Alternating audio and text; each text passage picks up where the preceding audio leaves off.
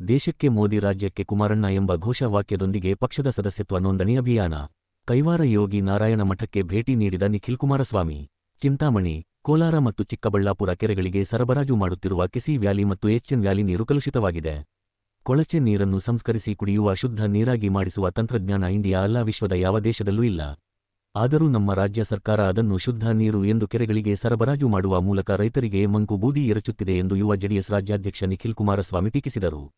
ಚಿಂತಾಮಣಿ ತಾಲ್ಲೂಕಿನ ಕಡಪ ಹೈವೇ ರಸ್ತೆಯಲ್ಲಿರುವ ಜೆಕೆ ಭವನದಲ್ಲಿ ಆಯೋಜಿಸಲಾಗಿದ್ದ ಕಾರ್ಯಕರ್ತರ ಬೃಹತ್ ಸಮಾವೇಶ ಹಾಗೂ ಡಿಜಿಟಲ್ ಸದಸ್ಯತಾ ನೋಂದಣಿ ಅಭಿಯಾನ ಕಾರ್ಯಕ್ರಮಕ್ಕೆ ಚಾಲನೆ ನೀಡಿದ ನಂತರ ಮಾತನಾಡಿದ ಅವರು, ಕೊಳಚೆ ನೀರನ್ನು ಬಳಸಿ ಬೆಳೆದ ವಿಭಜಿತ ಕೋಲಾರ ಜಿಲ್ಲೆಯ ಹಣ್ಣು ಮತ್ತು ತರಕಾರಿಯನ್ನು ಬೆಂಗಳೂರಿಗರು ಖರೀದಿ ಮಾಡುತ್ತಿಲ್ಲ. ಇವು ತಿರಸ್ಕೃತವಾಗುತ್ತಿರುವುದರಿಂದಲೇ ಈ ಭಾಗದ ರೈತರು ನಷ್ಟಕ್ಕೆ ಒಳಗಾಗುತ್ತಿದ್ದಾರೆ ಎಂದು ನುಡಿದರು.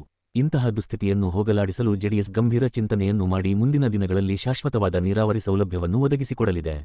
ಜೆಡಿಎಸ್ ಕೇವಲ ವೇದಿಕೆ ಭರವಸೆ ನೀಡದೆ, ನೀಡಿದ ಹೇಳಿಕೆಗಳನ್ನು ಗಂಭೀರವಾಗಿ ಪರಿಗಣಿಸಿ ಪರಿಹಾರವನ್ನು ಒದಗಿಸಿಕೊಡುತ್ತದೆ ಎಂಬುದಕ್ಕೆ ಕುಮಾರಣ್ಣ ಸರ್ಕಾರ ರೈತರ ಸಾಲ ಮನ್ನಾ ಮಾಡಿದ್ದೇ ಸಾಕ್ಷಿ ಎಂದರು. 2028ಕ್ಕೆ ಎನ್ಡಿಎ ಮೈತ್ರಿಕೂಟದ ಸರ್ಕಾರವನ್ನು ಅಧಿಕಾರಕ್ಕೆ ತರಬೇಕಾಗಿದೆ. ಆದ್ದರಿಂದ ದೇಶಕ್ಕೆ ಮೋದಿ ರಾಜ್ಯಕ್ಕೆ ಕುಮಾರಣ್ಣ ಎಂಬ ಘೋಷವಾಕ್ಯದೊಂದಿಗೆ ಪಕ್ಷದ ಸದಸ್ಯತ್ವ ನೋಂದಣಿ ಅಭಿಯಾನವನ್ನು ನಿಷ್ಠೆಯಿಂದ ಮಾಡಬೇಕೆಂದರು. ಹಳ್ಳಿಗಳಿಗೆ ತೆರಳಿ ಕಾಂಗ್ರೆಸ್ ಸರ್ಕಾರದ ವೈಫಲ್ಯಗಳು, ಹಗರಣಗಳ ಬಗ್ಗೆ ತಿಳಿಸಬೇಕು. ಸಂಘಟನೆ ಸುಲಭದ ಮಾತಲ್ಲ, ಬದ್ಧತೆ ಮತ್ತು ಸಾಮಾಜಿಕ ಕಾಳಜಿ ಬೇಕು. ಕಾರ್ಯಕರ್ತರು ಯಾವುದೇ ಕಾರಣಕ್ಕೂ ಧೃತಿಗೆಡಬಾರದು ಎಂದು ಕಿವಿಮಾತು ಹೇಳಿದರು. ಮಾಜಿ ಶಾಸಕ ಜೆಕೆ ಕೃಷ್ಣಾರೆಡ್ಡಿರವರು ಮಾತನಾಡಿ, ರಾಜ್ಯದಲ್ಲಿ ನಿಖಿಲ್ ಕುಮಾರಸ್ವಾಮಿ ಈಗಾಗಲೇ 26 ಕ್ಷೇತ್ರಗಳಲ್ಲಿ ಪ್ರವಾಸ ಕೈಗೊಂಡು ಗ್ರಾಮ ಪಂಚಾಯತಿ, ತಾಲೂಕು ಪಂಚಾಯಿತಿ, ಜಿಲ್ಲಾ ಪಂಚಾಯತಿ ಚುನಾವಣೆ ವೇಳೆಗೆ ಪಕ್ಷವನ್ನು ಬೂತ್ ಮಟ್ಟದಲ್ಲಿ ಸಂಘಟಿಸಿ ಅಧಿಕಾರಕ್ಕೆ ತರಲು ಶ್ರಮಿಸುತ್ತಿದ್ದಾರೆ. ಮಾಜಿ ಪ್ರಧಾನಿ ದೇವೇಗೌಡ ಹಾಗೂ ಮಾಜಿ ಸಿಎಂ ಕುಮಾರಸ್ವಾಮಿ ಅವರ ಮಾಡಿರುವ ಕೆಲಸಗಳನ್ನು ತಲುಪಿಸಬೇಕು. ಅವರ ಕೆಲಸ ಕಾರ್ಯ ನಮಗೆ ಶ್ರೀರಕ್ಷೆಯಾಗಿದೆ ಎಂದರು. ಇನ್ನು ಕಾರ್ಯಕ್ರಮಕ್ಕೆ ಮುನ್ನ ಕೈವಾರದ ಶ್ರೀ ಯೋಗಿ ನಾರಾಯಣಸ್ವಾಮಿ ಮಠಕ್ಕೆ ಭೇಟಿ ನೀಡಿ ವಿಶೇಷ ಪೂಜೆ ಸಲ್ಲಿಸಿದ ನಂತರ ಕಡಪ ಹೈವೇ ರಸ್ತೆಯ ಚಿನ್ನಸಂದ್ರ ಗ್ರಾಮದಿಂದ ಅಪಾರ ಸಂಖ್ಯೆಯ ಜೆಡಿಎಸ್ ಕಾರ್ಯಕರ್ತರೊಂದಿಗೆ ಪಾದಯಾತ್ರೆ ನಡೆಸಿ ಜೆಕೆ ಭವನ ತೆರಳಿದರು. ಕಾರ್ಯಕ್ರಮದಲ್ಲಿ ಕೋಲಾರ ಲೋಕಸಭಾ ಕ್ಷೇತ್ರದ ಸಂಸದರಾದ ಎಸ್ ಮಲ್ಲೇಶ್ ಬಾಬು, ಶ್ರೀನಿವಾಸಪುರ ಕ್ಷೇತ್ರದ ಶಾಸಕರಾದ ವೆಂಕಟಶಿವಾರೆಡ್ಡಿ, ಶಿಡ್ಲಘಟ್ಟ ಕ್ಷೇತ್ರದ ಶಾಸಕರಾದ ಮೇಲೂರು ರವಿಕುಮಾರ್, ತೂಪಲ್ಲಿ ಚೌಡರೆಡ್ಡಿ, ಯುವ ಘಟಕ ರಾಜ್ಯ ಉಪಾಧ್ಯಕ್ಷರಾದ ಬಿ ಪ್ರಭಾಕರ್, ಮಾಜಿ ಉಪಸಭಾಪತಿಯ ಜೆಕೆ ಕೃಷ್ಣಾರೆಡ್ಡಿ ಅವರ ಮಗಳಾದ ಕೀರ್ತಿರೆಡ್ಡಿ, ನಗರಸಭಾ ಸದಸ್ಯರಾದ ಅಗ್ರಹಾರ ಮುರಳಿ, ಮಧು, ಟೊಮೆಟೊ ಗೌಸ್ ಪಾಷಾ, ಮುಖಂಡರಾದ ಬೈರೆಡ್ಡಿ, ವೆಂಕಟರೆಡ್ಡಿ, ವೆಂಕಟಗಿರಿ ಕೋಟೆ ರಿಯಾಜ್ ಖಾನ್, ಅಬ್ದುಲ್ ಸಮದ್, ಟಿಪ್ಪು ನಗರ ನದೀಂ ಪಾಷಾ, ಅಫ್ಸರ್ ಪಾಷಾ, ಜಮೀಲ್ ಸೇರಿದಂತೆ ಅಪಾರ ಸಂಖ್ಯೆಯಲ್ಲಿ ಜೆಡಿಎಸ್ ಪಕ್ಷದ ಕಾರ್ಯಕರ್ತರು ಭಾಗವಹಿಸಿದ್ದರು. ದೇಶಕ್ಕೆ ಶ್ರೀ ನರೇಂದ್ರ ಮೋದಿಜಿ ಅವರ ನಾಯಕತ್ವ ಬೇಕು, ರಾಜ್ಯಕ್ಕೆ ಕುಮಾರಣ್ಣ ಅವರ ನಾಯಕತ್ವ ಬೇಕು, ಚಿಂತಾಮಣಿಗೆ ಜೆಕೆ ಕೃಷ್ಣಾರೆಡ್ಡಿ ಗ್ರಾಮಗಳಲ್ಲಿ ನಿಮ್ಮ ಹೋರಾಟದ ಅವಶ್ಯಕತೆ ಇದೆಯಣ್ಣ. ನಿಖಿಲ್ ಕುಮಾರಸ್ವಾಮಿ ಬಂದ ವೇದಿಕೆ ಮೇಲೆ ಜೆಪಿ ಭವನದ ಪಕ್ಷದ ಕಚೇರಿಯಿಂದ ಪ್ರವಾಸವನ್ನ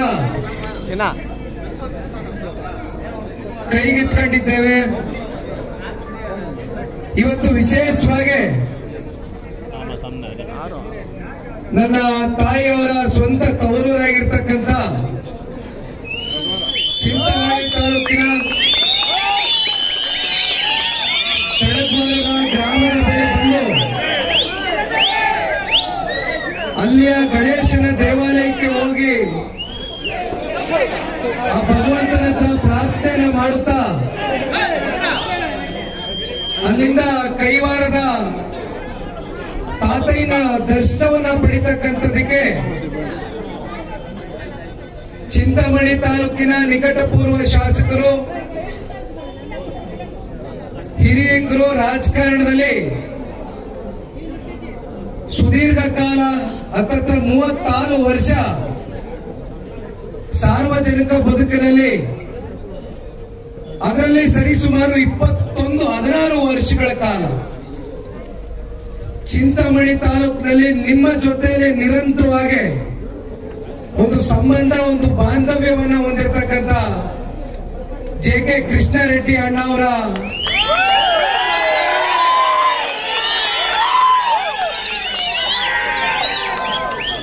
ಜೆಕೆ ಭವನದ ಪಕ್ಷದ ಕಚೇರಿಯ ಆವರಣದಲ್ಲಿ ಇಂದು ನಿಮ್ಮೆಲ್ಲರ ಒಂದು ಸಹಕಾರದಿಂದ ನಡೀತಾ ಇರತಕ್ಕಂಥ ಈ ಒಂದು ಜನರೊಂದಿಗೆ ಜನತಾದಳ ಕಾರ್ಯಕ್ರಮವನ್ನ ಯಶಸ್ವಿಗೊಳಿಸತಕ್ಕಂಥ ನಿಟ್ಟಿನಲ್ಲಿ ಈಗ ತಾನೇ ವೇದಿಕೆ ಮೇಲೆ ಜನತಾದಳ ಪಕ್ಷದ ಪ್ರಾಮಾಣಿಕ ಮುಖಂಡರು, ಕಾರ್ಯಕರ್ತ ಬಂಧುಗಳು, ತಾವು ಕೂಡ ಇವತ್ತು ಹೃದಯ ತುಂಬಿದ ಸ್ವಾಗತವನ್ನ ಕೊಟ್ಟಿದ್ದೀರಿ. ಅಷ್ಟೇ ಅಲ್ಲ, ಇವತ್ತು ಒಂದು ಟೀ ಅಂಗಡಿಗೆ ಕರ್ಕೊ ಹೋಗಿದ್ರು ನನಗೆ. ಚಿನ್ನಸಂದ್ರದ ಗ್ರಾಮದಲ್ಲಿರ್ತಕ್ಕಂಥ HNS ಅಂತಕ್ಕಂಥ ಟೀ ಸ್ಟಾಲು ಮುಸಲ್ಮಾನ ಸಮುದಾಯದ ಬಾಬುಲಾಲ್ ಅಂತಕ್ಕಂಥ ಮಾಲೀಕರು ಅಂತಕ್ಕಂಥದ್ನ ಈಗ ತಾನೇ ಮತ್ತೆ ನಮ್ಮ ಮುಖಂಡರುಗಳು ಹೇಳ್ತಾ ಇದ್ದಾರೆ. ಕೃಷ್ಣ ರೆಡ್ಡಿ ಅಣ್ಣ ಅವ್ರು ಹೇಳ್ತಾ ಇದ್ರು, ಆ ಟೀ ಸ್ಟಾಲ್ ವಿಶೇಷವಾಗಿ ಜನತಾದಳ ಕಾರ್ಯಕರ್ತರಿಗೆ ವಿಶೇಷವಾಗಿ ಇಟ್ಟಿರ್ತಕ್ಕಂಥ ಒಂದು ಟೀ ಸ್ಟಾಲ್ ಅದು. ಅಲ್ಲಿ ಟೀಯನ್ನ ಕೂಡ ನಾವೆಲ್ಲರೂ ಕೂಡ ಸೌದ್ವಿ. ಬಹಳ ಅದ್ಭುತವಾಗಿ ಟೀಯನ್ನ ಮಾಡಿದ್ರು ಮುಸಲ್ಮಾನ್ ಸಮುದಾಯದ ಬಾಬುಲಾಲ್ ಅವರು. ಅಲ್ಲಿಂದ 1 ಕಿಲೋಮೀಟರ್ಗೂ ಹೆಚ್ಚು ಪಾದಯಾತ್ರೆ ಮೂಲಕ ನಿಮ್ಮೆಲ್ಲರ ಜೊತೆ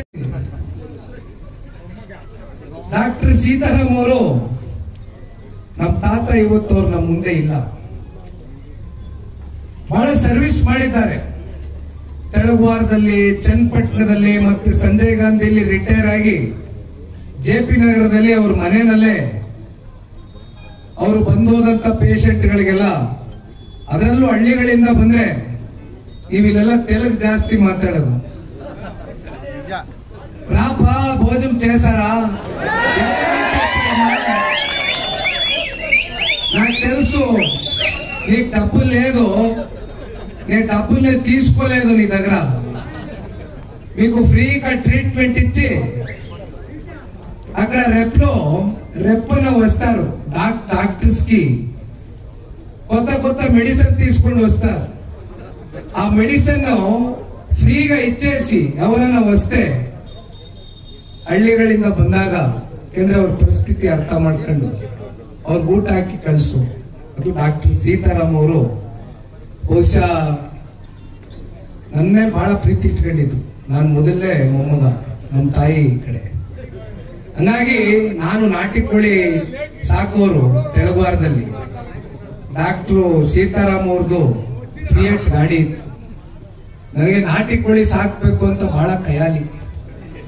ನಾನು ನಾಟಿ ಕೋಳಿ ಗಾಡಿ ಚಿಕ್ಕ ಮರಿಗಳನ್ನ ತುಂಬಿಸ್ಕೊ ಹೋಗೋದು. ಇವೆಲ್ಲ ನನ್ನ ನೆನಪುಗಳು. ಯಾಕಂದ್ರೆ ನಾವೆಲ್ಲ ಕಡೆ ಮಾತಾಡಕ್ ಆಗೋದಿಲ್ಲ. ಇವೆಲ್ಲ ನಮ್ಮ ಕುಟುಂಬದವ್ರು ಇದ್ದಂಗೆ ಆಗಾಗ ಹಂಚ್ಕೊತಾ ಇದ್ದೀವಿ.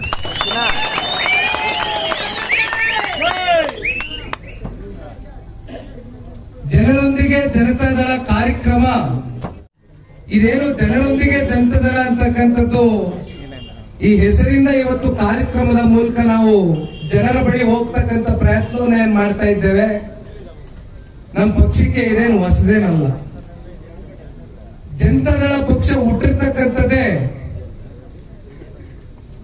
ಜನರ ಪರವಾಗಿ ಧ್ವನಿಯನ್ನ ಎತ್ತುತ್ತಾ ಇಲ್ಲಿವರೆಗೂ. ಇಲ್ಲಿ ವೆಂಕಟರೆಡ್ಡಿ ಅಂತವ್ರು ಇರ್ಬೇಕು, ಹಿರಿಯರು. ವೆಂಕಟರೆಡ್ಡಿ ಅಣ್ಣ ತಮ್ಮ ಹೆಸರು ವೆಂಕಟರೆಡ್ಡಿ, ದೊಡ್ಡಬೊಮ್ಮನಹಳ್ಳಿ ಅವರು. ವೆಂಕಟರೆಡ್ಡಿ ಅಣ್ಣ ಅವರು ಹಿರಿಯರು ನನ್ನ ಕಿವಿಲಿ ಒಂದು ಮಾತು ಹೇಳ್ತಾ ಇದ್ರು.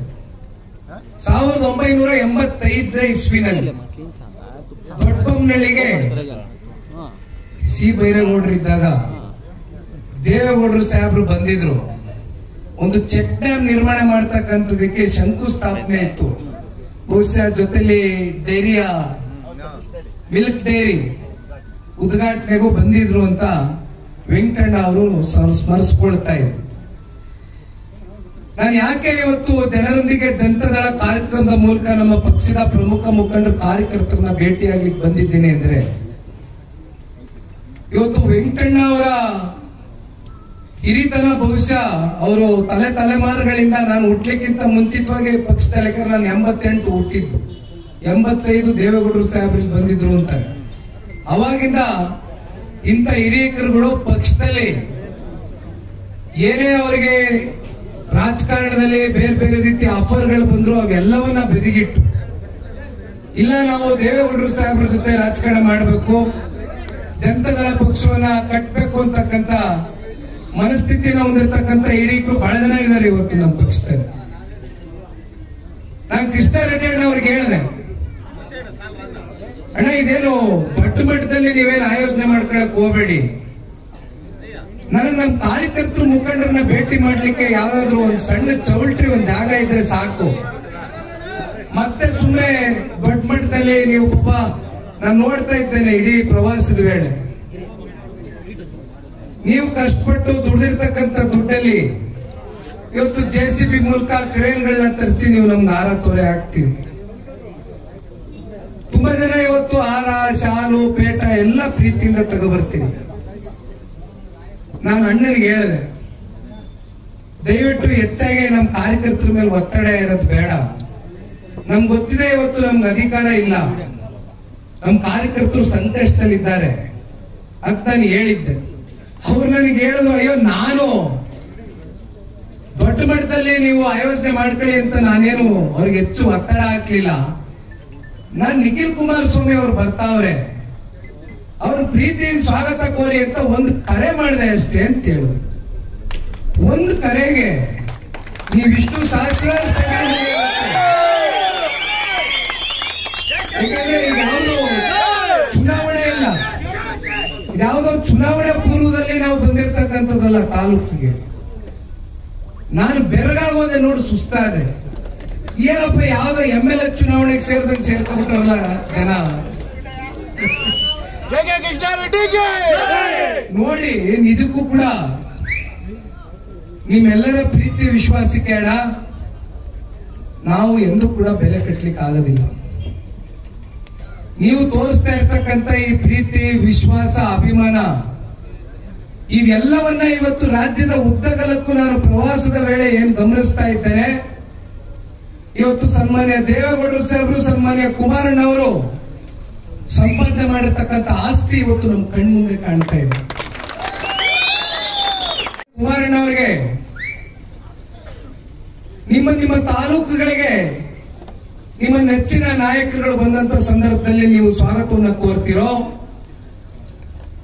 ಅಷ್ಟೇ ಪ್ರೀತಿ ವಿಶ್ವಾಸದಿಂದ ಇವತ್ತು ನನ್ನನ್ನ ನೀವು ಬರಮಾಡ್ಕೊಂಡಂತ ಸಂದರ್ಭದಲ್ಲಿ ನನ್ನ ಮನಸ್ಸಿಗೆ ಇವತ್ತು ಒಂದು ವಿಚಾರ ಬಹಳ ದಿಟ್ಟವಾಗಿ ಕಾಡ್ತಾ ಇರ್ತಕ್ಕಂಥದ್ದು ಒಂದೇ, ಇವತ್ತು ನನ್ನ ಮೇಲೆ ಎಷ್ಟು ನೀವೊಂದು ಭರವಸೆ ಇಟ್ಟಿದ್ದೀರಿ, ಎಷ್ಟು ದೊಡ್ಡ ಮಟ್ಟದ ನಿರೀಕ್ಷೆಯನ್ನ ಇಟ್ಟಿದ್ದೀರಿ ಅಂತಕ್ಕಂಥದ್ದು. ಇವತ್ತು ನೀವು ಇಲ್ಲೇನು ಒಂದು ಕುರ್ಚಿನೂ ಕೂಡ ಅಲುಗಾಡ್ದಿರಾ, ಅವಾಗ್ಲಿಂದ ಬಹಳ ಸಮಾಧಾನವಾಗಿ ತಾಳ್ಮೆಯಿಂದ ಇನ್ನೂ 4 ಗಂಟೆ ಆದ್ರೂ ಒಂದು ಕುರ್ಚಿ ಅಲ್ಲಾಡ್ಲಿಕ್ಕಿಲ್ಲ, ಇಲ್ಲ ನನಗೆ ಗೊತ್ತಿದೆ. ಯಾಕಂದ್ರೆ ನೀವೆಲ್ಲ ಬಂದಿರ್ತಕ್ಕಂಥದ್ದು ಪ್ರೀತಿ ವಿಶ್ವಾಸದಿಂದ. ನನ್ನ ಜವಾಬ್ದಾರಿಯನ್ನ ನಾವೆಲ್ಲರೂ ಅರ್ಥ ಮಾಡ್ಕೊತೇವಣ್ಣ. ಇವತ್ತು ಸನ್ಮಾನ್ಯ ಕುಮಾರಣ್ಣ ಅವರು ಕೇಂದ್ರದಲ್ಲಿ ಸಚಿವರಾಗಿ ನಮ್ಮ ದೇಶದ ಗೌರವಾನ್ವಿತ ಪ್ರಧಾನಮಂತ್ರಿಗಳು ಶ್ರೀ ನರೇಂದ್ರ ಮೋದಿಜಿಯವರ ವಿಕಸಿತ ಭಾರತವನ್ನ ನಿರ್ಮಾಣ ಮಾಡಬೇಕು ಅಂತಕ್ಕಂಥದ್ದ ಇವತ್ತು ಅವರ ತಲೆನಲ್ಲಿ ಒಂದು ಕನಸನ್ನ ಏನು ಹೊತ್ಕೊಂಡಿದ್ದಾರೆ. ಅದಕ್ಕೆ ಪೂರಕವಾಗಿ ಇವತ್ತು ಸನ್ಮಾನ್ಯ ಕುಮಾರಣ್ಣ ಅವರಿಗೆ ರಾಜ್ಯದ ಜನತೆ, ಕನ್ನಡಿಗರು ರಾಜಕೀಯವಾಗಿ ಶಕ್ತಿಯನ್ನ ಏನು ತುಂಬಿಸಿದ್ದೀರಿ, ನೀವು ತುಂಬಿಸಿರ್ತಕ್ಕಂಥ ಶಕ್ತಿ ಇವತ್ತು ಸನ್ಮಾನ್ಯ ಕುಮಾರಣ್ಣ ಅವರಿಗೆ 2 ಉನ್ನತವಾದಂತ ಇಲಾಖೆಗಳನ್ನ ನಿರ್ವಹಣೆ ಮಾಡತಕ್ಕಂಥ ಒಂದು ದೊಡ್ಡ ಜವಾಬ್ದಾರಿಯನ್ನ ಇವತ್ತು ನರೇಂದ್ರ ಮೋದಿಜಿ ಅವರು ಕೊಟ್ಟಿದ್ದಾರೆ ಅಂತಕ್ಕಂಥದ್ದಾದ್ರೆ, ಒಂದ್ ಕಡೆ ಸನ್ಮಾನ್ಯ ಕುಮಾರಣ್ಣ ಅವರು ಈ ರಾಜ್ಯದಲ್ಲಿ 2 ಬಾರಿ ಮುಖ್ಯಮಂತ್ರಿಗಳಾಗಿ ಆಡಳಿತವನ್ನು ಮಾಡಿದ್ರು. 2 ಬಾರಿಯೂ ಕೂಡ ಅತ್ಯಂತ ಅಲ್ಪಾವಧಿಯ ಆಡಳಿತ. ಯಾವತ್ತಿಗೂ ಕೂಡ ಕುಮಾರಣ್ಣ ಅವರು 5 ವರ್ಷಗಳ ಕಾಲ ಆಡಳಿತವನ್ನು ಮಾಡಿರ್ತಕ್ಕಂಥದ್ದು ಇಲ್ಲಿವರೆಗೂ ನಾವು ನೋಡಿಲ್ಲ. ಆದ್ರೆ ಮೊದಲನೇ ಬಾರಿ ಅವರು ಈ ರಾಜ್ಯದ ಮುಖ್ಯಮಂತ್ರಿಗಳಾದಂತ ಸಂದರ್ಭದಲ್ಲಿ 20 ತಿಂಗಳಲ್ಲಿ ಅವರು ಕೊಟ್ಟಂತ ಜನಪರವಾದಂತ ಕಾರ್ಯಕ್ರಮಗಳು, ಜನಪರವಾದಂತ ಯೋಜನೆಗಳು. ನಾನು ಮೊನ್ನೆ ದಿನ ಒಂದು ಸಣ್ಣ ಘಟನೆಯನ್ನ ನಿಮ್ಮ ಮುಂದೆ ಇಡ್ಲಿಕ್ಕೆ ಬಯಸ್ತೇನೆ. ರಾಯಚೂರು ಜಿಲ್ಲೆಯ ಮಾನ್ವಿ ತಾಲೂಕಿಗೆ ಹೋಗಿದ್ದೆ. ಕರೇಗುಡ್ಡ ಅಂತಕ್ಕಂಥ ಒಂದು ಗ್ರಾಮ. ಆ ಗ್ರಾಮದಿಂದ ಒಬ್ಬರು ಅಂಗವಿಕಲರು ಬಂದಿದ್ರು, ವಿಕಲಚೇತನರು. ಅವರು ಒಂದು ಪತ್ರವನ್ನ ಬರೆದಿ ಕಳಿಸ್ಕೊಟ್ರು. ಆ ಪತ್ರ ಓದ್ದೆ. ಅವ್ರು ನೆನ್ಸ್ಕೊಂಡಿದ್ದು ಸನ್ಮಾನ್ಯ ಕುಮಾರಣ್ಣ ಅವರು ಗ್ರಾಮ ವಾಸ್ತವ್ಯ ಅಂತಕ್ಕಂಥ ಕಾರ್ಯಕ್ರಮದ ಅಡಿ ಇಡೀ ರಾಜ್ಯಾದ್ಯಂತ ಯಾವ ಯಾವ ಗ್ರಾಮಗಳು ಬಹಳ ಹಿಂದುಳಿದಿತ್ತು ಅಂತ ಗ್ರಾಮಗಳಿಗೆ ಒಂದು ಸುವರ್ಣ ಯೋಜನೆಯ ಅಡಿ ಆ ಗ್ರಾಮಗಳನ್ನ ಮತ್ತೆ ಹೊಸದಾಗಿ ಅಭಿವೃದ್ಧಿಯ ದಿಕ್ಕಿಗೆ ತಗೊಂಡು ಹೋಗ್ಬೇಕು ಅಂತಕ್ಕಂಥ ದಿಟ್ಟವಾದಂತ ಕಾರ್ಯಕ್ರಮ ಅದು ಗ್ರಾಮ ವಾಸ್ತವ್ಯದ ಕಾರ್ಯಕ್ರಮ ಆಗಿತ್ತು ಅಂತಕ್ಕಂಥದ್ದು ನಮ್ಮ ಗ್ರಾಮಕ್ಕೆ ಬಂದಿದ್ರು ಅಂತಕ್ಕಂಥ ವಿಕಲಚೇತನರು ಒಬ್ರು ನೆನ್ಸ್ಕೊಳ್ತಾ ಇದ್ರು, ಪತ್ರದಲ್ಲಿ ಬರೆದಿದ್ರು. ಮತ್ತೊಂದು ಸಣ್ಣ ಬಾಲಕಿ, ಈಗ 20 ವರ್ಷ ಆ ಹೆಣ್ಮಗಳಿಗೆ ವೇದಿಕೆಗೆ ಬಂತು ಒಂದು ಪತ್ರ ಬರೆದಿತ್ತು ಆ ಹೆಣ್ಮಗಳು. ಭಾಗ್ಯಲಕ್ಷ್ಮಿ ಯೋಜನೆ ಅಂತ ಸನ್ಮಾನ್ಯ 20 ವರ್ಷ ಅದು ಇಷ್ಟು ಉದ್ದ ಪತ್ರ ಬರ್ಕೊಂಡು ತಗೊಂಡ್ ಬಂದಿತ್ತು. ಸನ್ಮಾನ್ಯ ಕುಮಾರಣ್ಣ ಅವ್ರನ್ನ ನಾಡಿನ ಹೆಣ್ಮಕ್ಳು ಮತ್ತೆ ಈ ರಾಜ್ಯದ ಮುಖ್ಯಮಂತ್ರಿಗಳಾಗಿ ನೋಡ್ಲಿಕ್ಕೆ ಬಯಸ್ತೇವೆ ಅಂತಕ್ಕಂಥ ಆ ಪುಟ್ಟ ಬಾಲಕಿಯ ಒಂದು ಆಶೀರ್ವಾದ ಆ ಪತ್ರದ ಮೂಲಕ ನಾನು ನೋಡಿದೆ. ನಾನು ಇವತ್ತು ಎಲ್ಲೇ ಹೋದ್ರು ರಾಜ್ಯಾದ್ಯಂತ ಪ್ರವಾಸಕ್ಕೆ ಸನ್ಮಾನ್ಯ ದೇವೇಗೌಡರು ಸಾಹೇಬರು ನಮ್ಮ ಗ್ರಾಮಕ್ಕೆ ಬಂದಿದ್ರು. ನಮ್ಮ ಮನೆಯಲ್ಲಿ ಊಟ ಮಾಡಿದ್ರು, ನಮ್ಮ ಮನೆಯಲ್ಲಿ ಟೀ ಕುಡಿದ್ರು, ನಮ್ಮ ಮನೆಯಲ್ಲಿ ಕಾಫಿ ಕುಡಿದ್ರು, ರಾತ್ರಿ 1 ಗಂಟೆ 2 ಗಂಟೆ 3 ಗಂಟೆಲೂ ಊಟ ಮಾಡಿದ್ರು ಬಂದು ಅಂತ ಎಲ್ಲೋದ್ರೂ ಕೂಡ ಅವ್ರ ಬಗ್ಗೆ ರಾಜ್ಯದ ಉದ್ದಗಲಕ್ಕೂ ಜನ ನನಗೆ ತಿಳಿಸ್ತಾರೆ. ನನಗೆ ಒಂದೊಂದ್ಸಲಿ ಆಶ್ಚರ್ಯ ಆಗತ್ತೆ. ಸನ್ಮಾನ್ಯ ದೇವೇಗೌಡರು ಸಾಹೇಬರು ಬಹುಶಃ ಕರ್ನಾಟಕ ರಾಜ್ಯದಲ್ಲಿ ಬರ್ತಕ್ಕಂತ ಪ್ರತಿಯೊಂದು ಗ್ರಾಮಕ್ಕೂ ಭೇಟಿ ಕೊಟ್ಟಿದ್ದಾರಾ ಅಂತಕ್ಕಂಥದ್ದು ನನಗೆ ಎಷ್ಟೋ ಸಲ ನಾನು ಪ್ರಶ್ನೆ ಮಾಡ್ಕೊಳ್ತೀನಿ. ಸನ್ಮಾನ್ಯ ದೇವೇಗೌಡರು ಸಾಹೇಬ್ರನ್ನ ಬೆಳೆಸಿದಂತ ಹಿರಿ ವಯಸ್ಸಿನ ಹಿರಿ ಜೀವಿಗಳು ಇವತ್ತಿಗೂ ಕೂಡ ನಮ್ಮ ಪಕ್ಷದ ಪರವಾಗಿ ಧ್ವನಿಯನ್ನ ಎತ್ತಾರೆ. ನಿಮ್ಮ ತಾತ, ನಿಮ್ಮ ಮುತ್ತಾತ, ನಿಮ್ಮ ತಂದೆ ಇವತ್ತು ನನ್ನ ಕಾಲದವರೆಗೂ ಸನ್ಮಾನ್ಯ ದೇವೇಗೌಡರು ಸಾಹೇಬ್ರನ್ನ ರಾಜಕೀಯವಾಗಿ ಗುರುತಿಸಿದ್ದೀರಿ, ಬೆಳೆಸಿದ್ದೀರಿ. ಸನ್ಮಾನ್ಯ ಕುಮಾರಣ್ಣ ಅವ್ರನ್ನ ಗುರುತಿಸಿದ್ದೀರಿ, ಬೆಳೆಸಿದ್ದೀರಿ. ಈಗ ನಿಖಿಲ್ ಕುಮಾರಸ್ವಾಮಿಗೂ ಅಷ್ಟೇ ಪ್ರೀತಿ ಕೊಡ್ತೀನಿ ಅಂತಕ್ಕಂಥದ್ದು ಇವತ್ತು ನಿಮ್ಮ ಹೃದಯ ವೈಶಾಲ್ಯತೆ ತೋರಿಸ್ತಾ ಇದ್ದೀರಿ. ಇದಕ್ಕೆ ನಾನು ಬೆಲೆ ಕಟ್ಟಲಿಕ್ಕೆ ಆಗದೇ ಇಲ್ಲ ನಿಮ್ಮ ಪ್ರೀತಿ ವಿಶ್ವಾಸ. ಒಂದು ನೆನ್ನೆಯ ದಿನ ಕೂಡ ನಾನು ಕೋಲಾರ್ನಲ್ಲಿ ಮಾತನಾಡಬೇಕಾದ್ರೆ ನನ್ನ ಯುವ ಸಮುದಾಯದ ನನ್ನ ಮಿತ್ರರಿಗೂ ಒಂದು ಮಾತು ಹೇಳಿದೆ. ರಾಜಕಾರಣ ನಾವು ಅಧಿಕಾರಕ್ಕೋಸ್ಕರ ರಾಜಕಾರಣ ಮಾಡಬಾರದು, ಅಧಿಕಾರದ ಅಪಾಪಿಗೋಸ್ಕರ ನಾವು ರಾಜಕಾರಣ ಮಾಡಬಾರದು.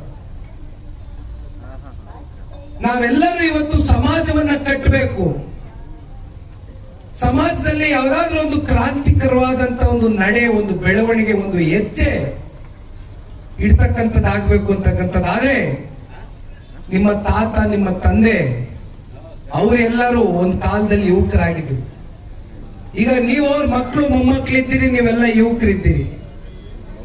ಬನ್ನಿ ಸಮೃದ್ಧ ಕರ್ನಾಟಕ ರಾಜ್ಯವನ್ನ ಕಟ್ಟೋಣ. ಬನ್ನಿ ನಮ್ಮ ರೈತರನ್ನ ಉಳಿಸೋಣ. ಧ್ವನಿ ಇಲ್ಲದೆ ಇರ್ತಕ್ಕಂಥ ಆ ಕಟ್ಟ ಕಡೆಯ ವ್ಯಕ್ತಿಯ ಪರವಾಗಿ ಧ್ವನಿಯಾಗಿ ಕೆಲಸ ಮಾಡೋಣ. ಯಾವತ್ತೂ ಆ ಭಗವಂತ ಜನ ನಮ್ಗೆ ಆಶೀರ್ವಾದ ಮಾಡಬೇಕು, ಅಧಿಕಾರ ಕೊಡಬೇಕು ಅಂತ ಕೊಡ್ತಾರೆ. ಅಲ್ಲಿವರೆಗೂ ನಾವು ತಾಳ್ಮೆಯಿಂದ ಕಾಯೋಣ. ಇವತ್ತು ನಾವು ಬಂದಿರತಕ್ಕಂಥ ದಳ ಒಂದು, ನನ್ನ ಮುಂದೆ ಇರ್ತಕ್ಕಂಥದ್ದು ಯಾವುದೇ ವಿಧಾನಸಭಾ ಚುನಾವಣೆ ಈಗಿಲ್ಲ, ಇನ್ನು 3 ವರ್ಷ ಇದೆ. ಈಗ ನಮ್ಮ ಮುಂದೆ ನಾವು ಎದುರು ನೋಡ್ತಾ ಇರ್ತಕ್ಕಂಥದ್ದು ಒಂದು ಗ್ರಾಮ ಪಂಚಾಯತಿ ಚುನಾವಣೆ. ಅದು ಡಿಸೆಂಬರ್ ಜನವರಿ ತಿಂಗಳಲ್ಲಿ ನಡೀತದೆ. ಗ್ರಾಮ ಪಂಚಾಯಿತಿ ಚುನಾವಣೆಗಳಲ್ಲಿ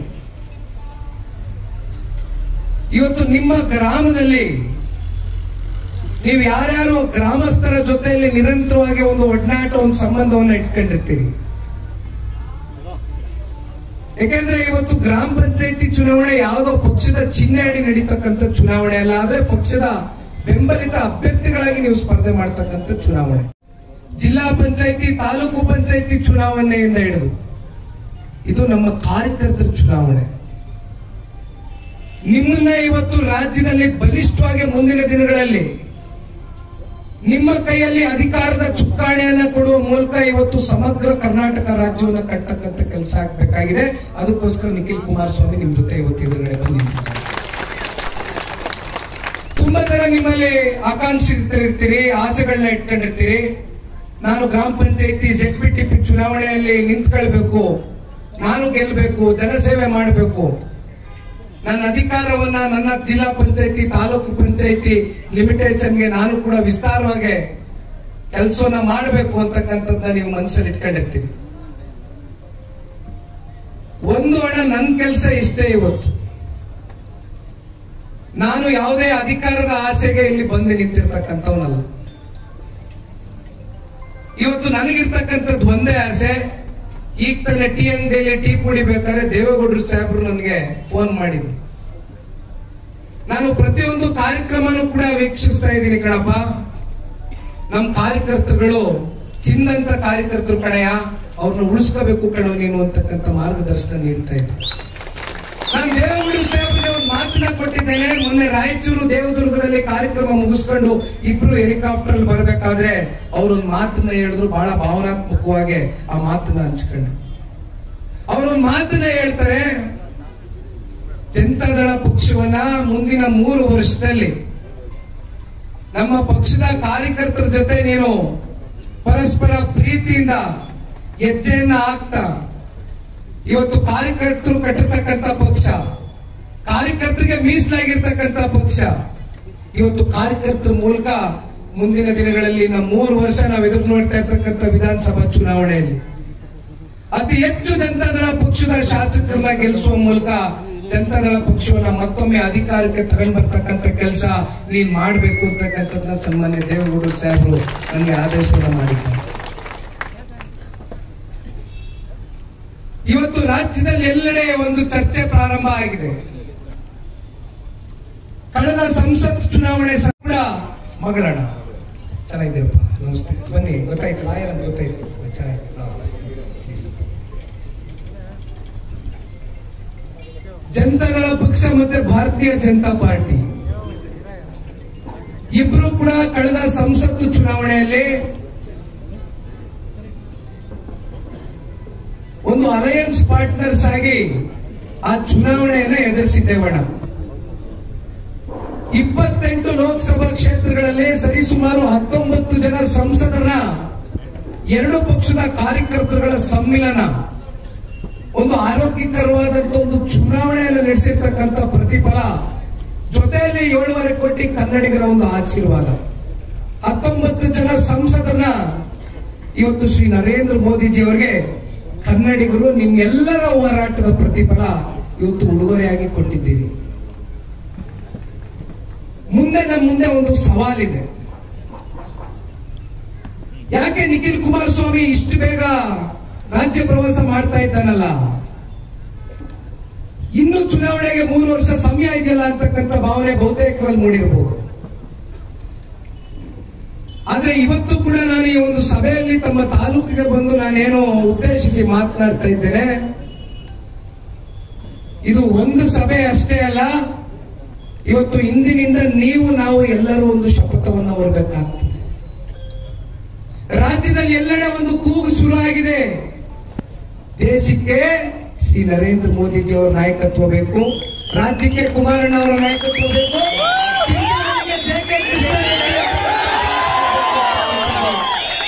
ಗ್ರಾಮ ಗ್ರಾಮಗಳಲ್ಲಿ ಮುಂದಿನ ನಿಮ್ಮ ಹೋರಾಟದ ಅವಶ್ಯಕತೆ ಇದೆಯಣ್ಣ. ನಿಖಿಲ್ ಕುಮಾರಸ್ವಾಮಿ ಬಂದ ತಾನು ಬೆನ್ನು ತಟ್ಕೋಬಹುದು, ಆದ್ರೆ ಇದು ಪ್ರಜಾಪ್ರಭುತ್ವ.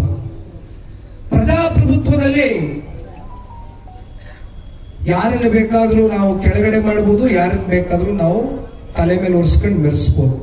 ಆ ಶಕ್ತಿ ಇರ್ತಕ್ಕಂಥದ್ದು ತಾಲೂಕಿನ ಹಾಗೂ ರಾಜ್ಯದ ಜನತೆಗೆ ಮಾತ್ರ.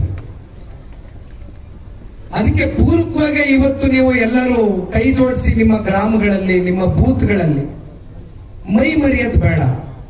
3 ವರ್ಷ ಅಂದ್ರೆ ನಮ್ಮ ಮುಂದೆ 1000 ದಿನ ಅಷ್ಟೇ. ಕಣ್ಣು ಮುಚ್ಚಿ ಕಣ್ಣು ತೆರೆಯುವಷ್ಟರಲ್ಲಿ ಸಮಯ ಕಳೆದು ಹೋಗುತ್ತೆ.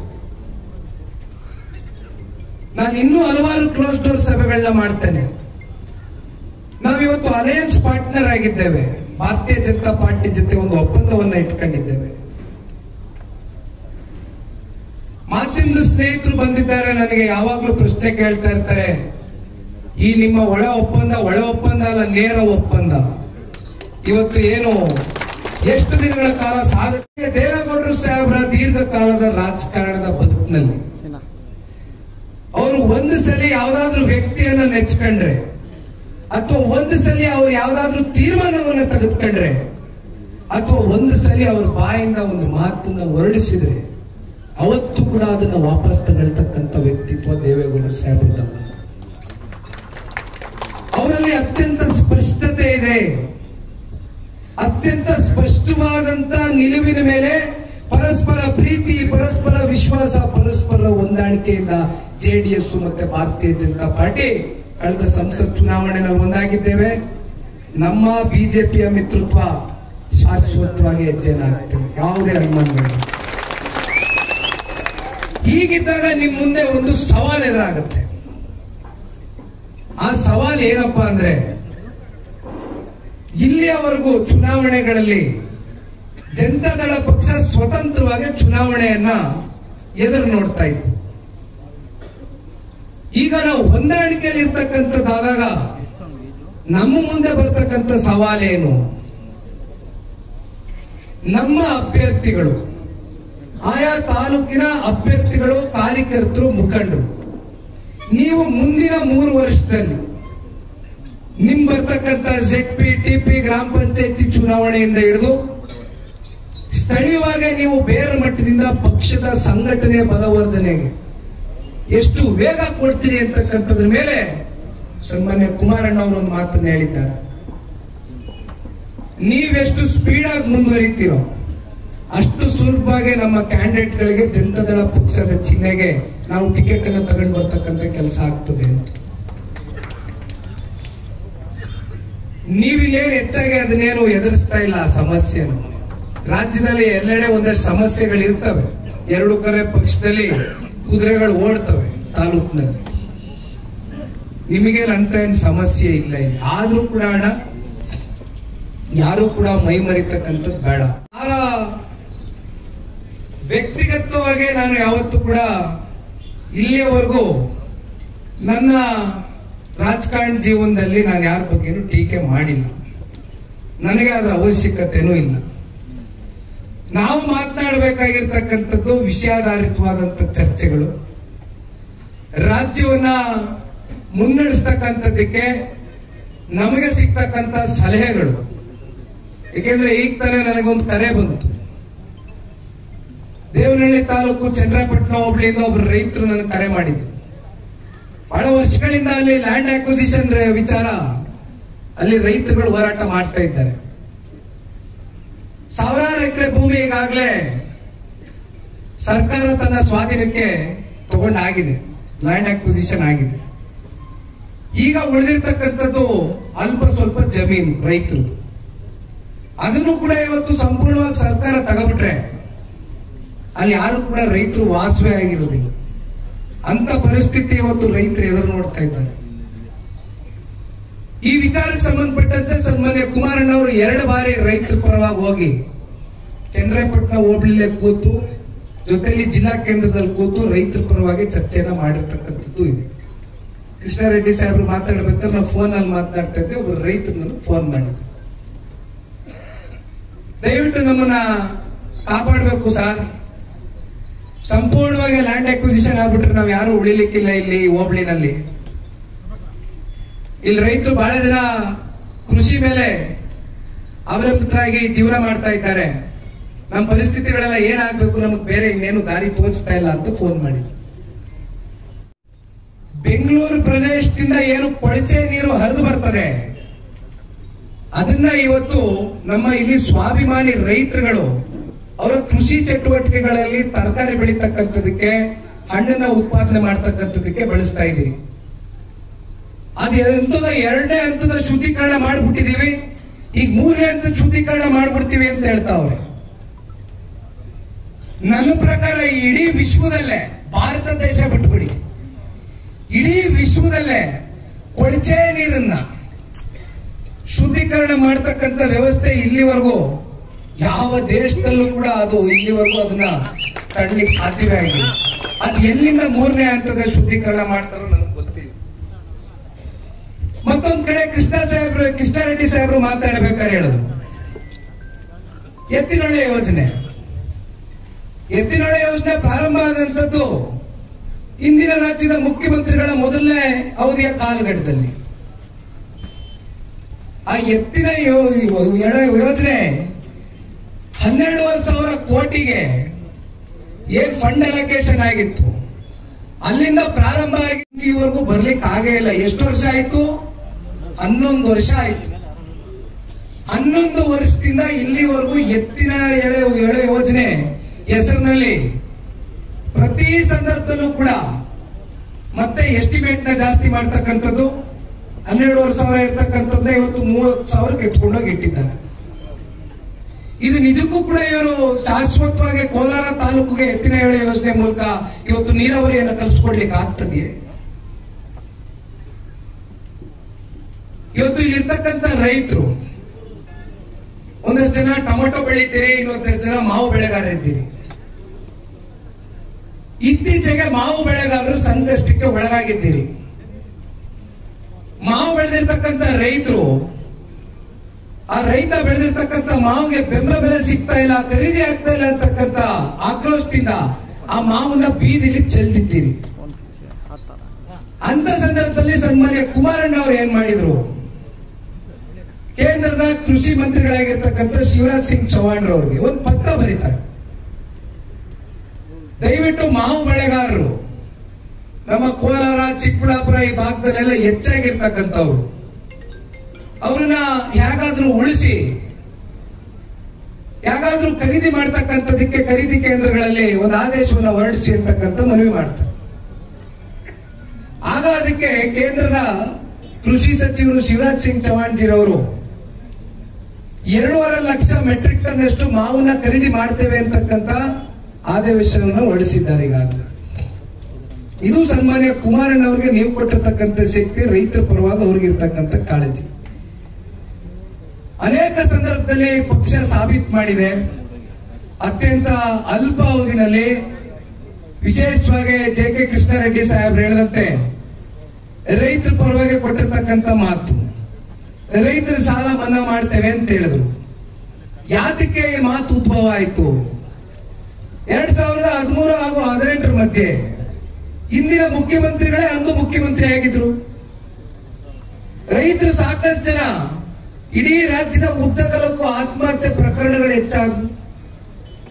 ಆ ಸಂದರ್ಭದಲ್ಲಿ ಕುಮಾರಣ್ಣ ಅವರು ವಿರೋಧ ಪಕ್ಷದಲ್ಲಿದ್ರು. ನನಗ್ ತಿಳಿದಾಗೆ, ನಮ್ಮ ಕಾರ್ಯಕರ್ತರಿಗೂ ಗೊತ್ತಿದ್ದಾಗೆ, ಸನ್ಮಾನ್ಯ ಕುಮಾರಣ್ಣ ಅವರು ಅನೇಕ ಜನ ರೈತಾಪಿ ವರ್ಗದ ಮನೆಗಳಿಗೆ ಹೋದ್ರು. ಅವ್ರ ಕೈಲಾದ ಮಟ್ಟಕ್ಕೆ ಸಹಾಯವನ್ನ ಮಾಡಿ ನೆರವನ್ನ ಕೊಟ್ಟು ಅಲ್ಲಿಂದ ಅವರು ಒಂದು ದೃಢ ಸಂಕಲ್ಪವನ್ನು ತೊಡ್ತಾರೆ. ಒಂದು ಕಡೆ ಆ ವಸತಿ ಯೋಜನೆ ಅಡಿ ಪಾಪ ಎಷ್ಟೋ ಜನ ಪರಿಶಿಷ್ಟ ಜಾತಿ, ಪರಿಶಿಷ್ಟ ಪಂಗಡದವರು ಆ ವಸತಿ ಯೋಜನೆ ಸಿಕ್ಕಬೇಕು ಅಂತ 20-25 ಸಾವಿರ ಕೂಡಿಟ್ಟು ಕೂಲಿ ಕಾರ್ಮಿಕರು ದುಡ್ಡನ್ನು ಕೊಟ್ಟಿದ್ರೆ ವಸತಿ ಕೊಡ್ತಕ್ಕಂಥದಕ್ಕೆ ಯೋಗ್ಯತೆ ಇಲ್ಲ ಇವತ್ತು ಈ ಸರ್ಕಾರಕ್ಕೆ. ಈ ರೀತಿ ನಡೆಸ್ಕೊಳ್ತಾವ್ರೆ. ಯಾಕೋ ವೆಂಕಟೇಶ್ವರ ಟೈಮ್ ಆಯ್ತು